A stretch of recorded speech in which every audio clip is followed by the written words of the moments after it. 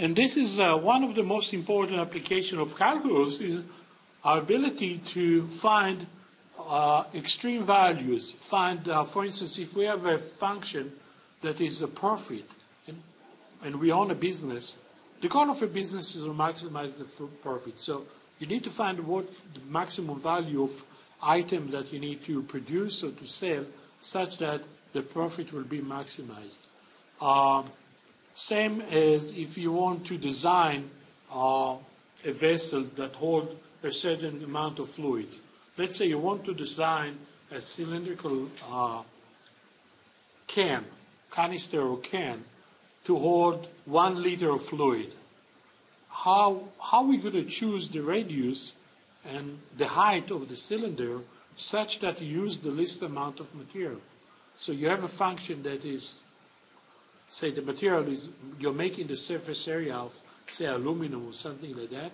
So you want to find the dimension, radius and height such that the surface area is minimized. Okay? The process, this requires a process of problem solving, which is a great challenge to students, because students find it easier if they are handed an equation or you have an exercise and they are told solve it using different techniques. But in reality, in your professional life, you're not going to be handed a function or equation to be solved.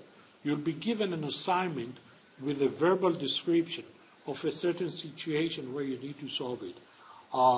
So you need to use some problem-solving techniques which we addressed earlier in the semester.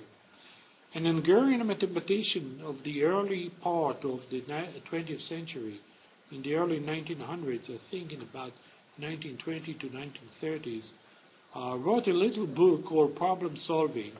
And let me introduce you some of the principles in Polya's approach to problem solving.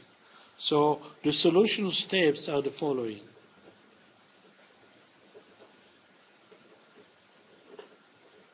Again, this is based on Polya. In my office, I have his little book. It's a very easy reading. But he said the following. When you are attempting to solve a problem, you need to fully understand the assignment. And how you understand the assignment? Either listen carefully, or more likely it will be a written form, you need to read carefully. And this is a very trivial, but it's also a common problem because we are very impatient. A lot of time we don't bother to read. We jump into the numbers at the end. When you operate a new piece of equipment, a lot of times we don't read the manual, we don't read the instructions. We kind of, all right, let's use common intelligence and figure this out.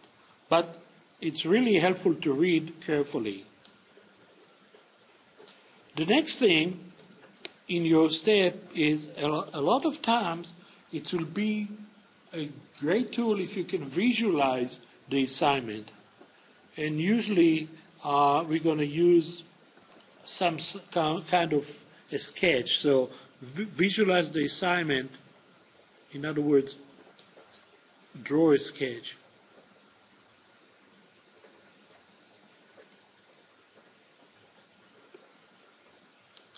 Next, you want to assign variables to both known and unknown quantities.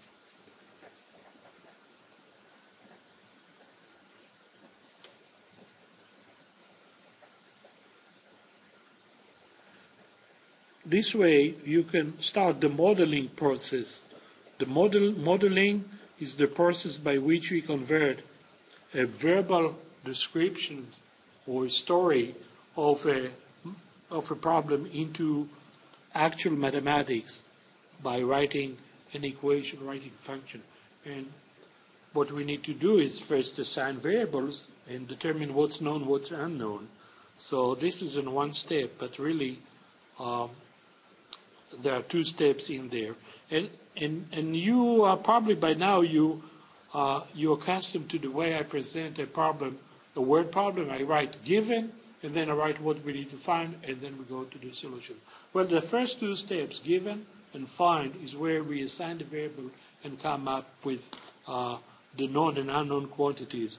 The next one is we need to determine what we call a target function, the function which we want to either maximize or minimize in the process of the optimization. So determine the target function.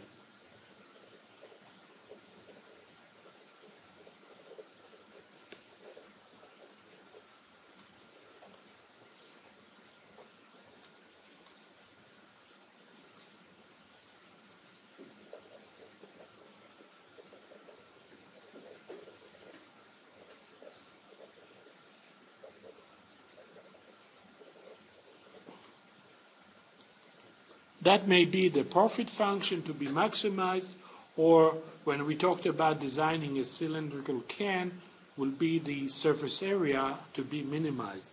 And then the last process is we need to find the absolute maximum or the absolute minimum by looking at either critical numbers or critical points and endpoints. So find the absolute, let's call it extremum, max or min. In other words, we use calculus to determine critical points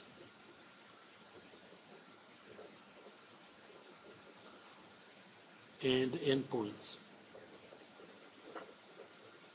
If those are applied, a lot of times the endpoint won't be applied. Notice that I use critical points, not critical numbers, because we want to find not only the variable at where the function is maximized or minimized, but also the function value itself. In other words, the x and the y value, the input and the output.